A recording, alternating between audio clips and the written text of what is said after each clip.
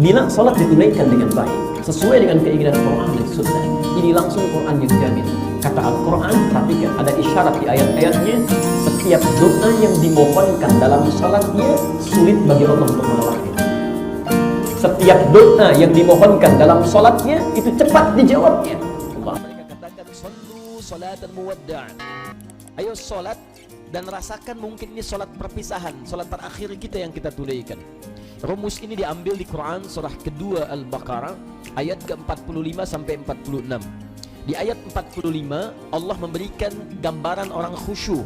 Ya wasta'inu bis-sabri was-salah wa innaha lakabiratun illa 'alal khashi'in. Kalau Anda punya masalah dalam hidup, kata Allah, jangan mengeluh.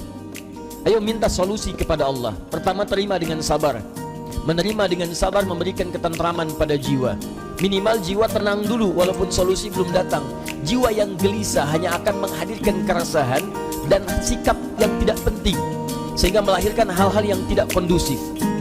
Nah, kata Quran, sabar dulu, terima. Ini ujian. Tidak mungkin Allah menguji seseorang yang tidak sanggup menerimanya. Kaidahnya mengatakan, la yukallifullahu nafsan illa wus'aha. Allah hanya akan menguji seorang hamba kalau dia sanggup menerimanya. Kalau Anda sekarang bawa masalah yang sangat besar, itu hanya Anda yang sanggup, yang lain tidak. Makanya Anda yang diuji, bukan orang lain. Terima dengan sabar, ada pahala di dalamnya. Bukankah Anda ingin dekat dengan Allah? Dekat dengan Allah itu kuncinya kesabaran. Karena itu Allah firmankan, innallaha ma'as-sabirin. Quran surah kedua ayat 153. Sabar itu adalah kalimat pembuka ucapan selamat dari malaikat ketika menyambut para ahli surga. Bukankah Anda ingin masuk surga?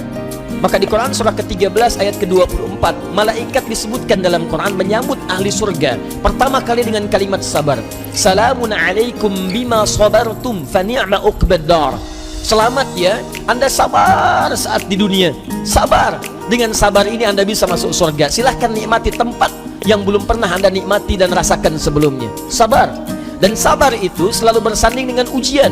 Quran surah kedua Al-Baqarah ayat 155. Ya, walanabluwannakum bisyai'in minal khauf wal ju' wa naqsin minal amwal wal anfus wat thamarat wa basyiris sabirin. Setiap yang hidup akan kami uji dengan berbagai persoalan kehidupan, bukan untuk membebani, kata Allah, tapi meningkatkan kualitas kehidupan. Sebab seorang yang tidak diuji tidak akan ketahuan peningkatan kualitas hidupnya. Anak SD yang tidak ujian sulit bagaimana mengukur kapasitas ilmunya untuk layak masuk SMP. Anak SMP yang tidak ikut ujian sulit diukur apakah kualitas keilmuannya bisa nggak masuk dia ke SMA. Demikian dalam hidup, ketika kita diuji, hakikatnya Allah ingin meningkatkan kualitas kehidupan, bukan ingin membebani hidup kita menjadi banyak dengan persoalan. Ada yang gelisah, kata Quran. Ada yang kemudian berkurang harta benda. Ada yang makanannya kemudian belum didapati. Ada yang sakit sampai dengan wafat. Ada yang proyeknya mungkin diambil oleh orang lain. Tapi kata Allah, berbahagialah ketika Anda diuji dengan itu semua. Hal yang Anda lakukan pertama kali adalah sabar. Wa basyiris sabirin, sabar. Tapi yang paling menarik, sabar itu tidak mudah. Tapi ada yang lebih susah dibandingkan dengan sabar, yaitu khusyuk. Khusyuk. Karena itu ketika Allah menyandingkan sabar dengan khusyuk, wasta'inu bis-sabri was-salah. Jika Anda punya masalah, terima dulu dengan sabar, minta tolong lewat salat. Tapi salat tidak mudah, illa 'alal khashi'in, kecuali bagi orang khusyuk. Khusyuk lebih sulit dibandingkan dengan sabar. Ketika Allah sandingkan antara sabar dengan khusyuk dalam salat, maka kata gantinya hanya menunjuk kepada salat. Wa innaha, bukan wa innahu. Ha, dhamirnya muannats. Salat ujungnya ta marbutah, menunjuk pada muannats. Maka kata Allah, menunaikan salat dengan khusyuk itu lebih sulit dibandingkan sabar, sekedar sabar menerima ujian. Kenapa? Dalam sabar kita masih bisa mengingat sesuatu yang ingin kita ingat. Dalam salat yang tidak ingin Anda ingat bisa diingat. Silahkan cek Abu Dawud nomor hadis 857. Ketika Anda bertakbir mengucapkan Allahu Akbar, disitulah kata Nabi, setan akan membisikkan pada jiwa Anda, uzkur kada, uzkur kada. Ibu kalau belum takbir, Bu, biasa aja. Tapi begitu ibu mengucapkan Allahu Akbar, kata Nabi, setan di situ mulai bekerja. Ingat ini ya, ingat itu ya. Gak percaya silahkan nanti zuhur, Bu. Begitu ibu takbir, handphone, ingat WhatsApp belum dibalas, miss call belum dijawab, entah itu khairayara atau miss call syarayara. Mesti ingat tuh. Bahkan kata-kata saya ini ibu akan ingat tuh. Begitu ibu takbir, mulai bekerja. Ingat ya, kata Ustadz tadi, setan akan bisikin tuh. Itu setan, Bu, bukan saya. Muncul dia. Ya, hatta la yash'ural musalli kam rak'atan yusalli.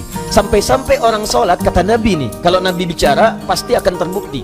Sampai-sampai orang sholat ada yang tidak sadar berapa rakaat sedang menunaikan sholatnya. Oh, muncul. Nah, kalau Anda ingin khusyuk bagaimana caranya? Ayat 46 yang mengatakan, ini poin kita. Alladzina yadhunnuna annahum mulaqu rabbihim wa annahum ilaihi raji'un. Alladzina yadhunnuna annahum mulaqu rabbihim. Orang salat yang khusyuk itu sudah ketahuan, kata Quran, dari persiapannya. Dia bersiap untuk menjumpai Rabbnya. Tuh.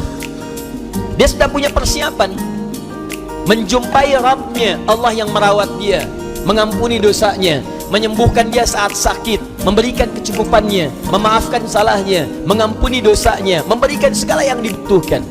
Maaf, pimpinan perusahaan saja hanya memberikan pada Anda bekal kehidupan dari gaji atas pekerjaan yang Anda lakukan. Anda sekarang diundang sama pimpinan jam 9 misalnya datang. Bukankah persiapannya luar biasa?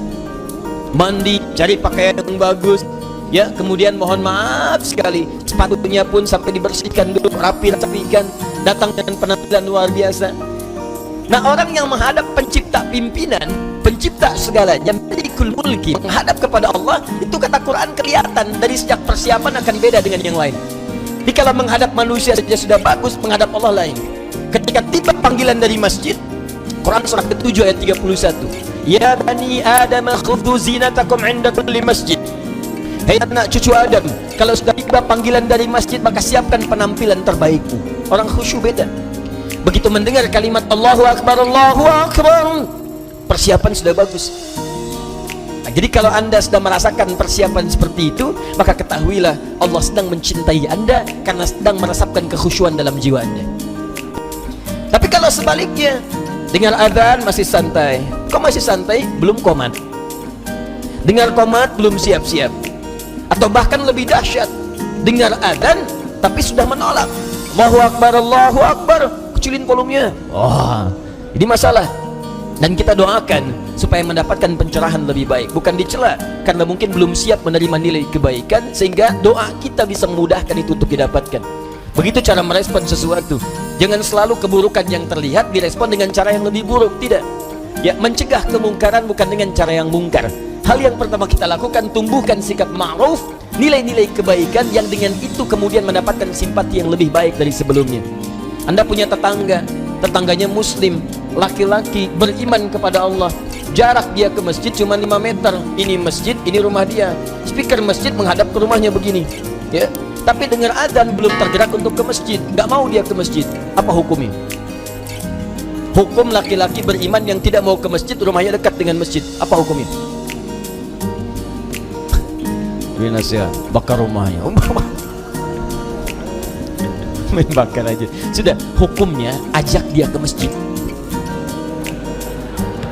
Paham? Barangkali dititipkan oleh Allah jadi tetangga bapak supaya bapak dapat banyak pahala dari situ. Karena cuma bapak yang bisa ngajak, bukan dititipkan pada tetangga yang lain. Kenapa nggak Anda ajak? Tetangga masa gitu?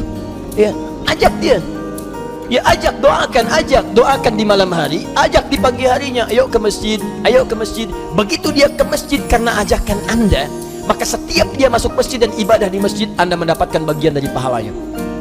2 lafaz hadisnya. Di hadis Muslim hadis 1402, man sanna fil islami sunnatan hasanatan falahu ajruha mithla ajri fa'iliha min ghairi an yankusa min ajriha syai'. Siapa yang mengoptimalkan sunnah-sunnah kebaikan dalam Islam, mengajak pada sesuatu kebiasaan dalam Islam, diikuti oleh orang lain, maka dia mendapatkan pahala dari yang mengikuti itu tanpa dikurangi sedikit pun. Sunnah kebaikan berjamaah, sunnah yang sangat ditekankan. Ayo ke masjid, ke masjid, ke masjid. Begitu orang itu ke masjid, baru masuk masjid, Anda mendapatkan pahala dari orang itu tanpa dikurangi sedikit pun. Saya kasih info, kita ini baru nyampe masjid, alhamdulillah, di hadis Muslim disebutkan sudah mendapatkan 25 kebaikan. 25 itu 1 ke 2 jaraknya 500 tahun, 2 ke 3 500 tahun, 3 ke 4 500 tahun, sampai ke 25 nya baru masuk. Nah, orang yang bisa mengajak orang lain ke masjid, begitu orang itu masuk, dia mendapatkan otomatis transfer pahala sama persis 25 tanpa dikurangi sedikit pun. Itu belum tahiyatul masjidnya, belum bacaan Qur'annya, belum zikirnya, luar biasa. Nah, saya kembalikan kepada yang awal, maka orang-orang khusyuk itu dari penampilan sudah ada. Kemudian dia datang menunaikan sholat. Bagaimana perasaan saat akan menunaikan? Kenapa pakai pakaian yang bagus? Kenapa wudhu dulu? Quran surah 5 ayat 6. Kenapa dia sempurnakan wudhunya? Alasan paling utamanya bukan sekedar sholat. Wa annakum ilaihi raji'un. Dia merasa mungkin ini adalah sholat terakhir yang dia tunaikan, dan mungkin dalam sholat itu dia akan pulang kepada Allah Subhanahu wa ta'ala. Karena itu diantara orang-orang saleh, kalau sudah tiba panggilan adzan, sahabat Ali bin Abi Thalib radhiyallahu ta'ala anhu, begitu adzan dikumandangkan sudah bergetar jiwanya. Ditanya, lima hakadha ya amiral mu'minin, kenapa perasaan anda demikian ya amiral mu'minin? Kata beliau, tibalah panggilan yang kalaupun terdengar oleh gunung dan yang lainnya mereka akan bergetar karena takut kepada Allah, khawatir tidak bisa menyempurnakan perintahnya. Lalu orang yang zalim ini, yang fakir ini mendengar kalimat itu, maka kuranglah rasanya kepercayaan kalau tidak bergetar mendengar kalimat ini, karena takut saat menunaikan sholat tidak sempurna seperti diinginkan oleh Allah Subhanahu wa ta'ala. Abu Bakar ketika mengucapkan takbir Allahu Akbar bergetar tangannya karena khawatir dalam sholatnya tidak sempurna seperti Allah menginginkannya. Dan yang lebih dikhawatirkan dalam ketidaksempurnaan itu, wafatlah ia dipanggil oleh Allah Subhanahu wa ta'ala.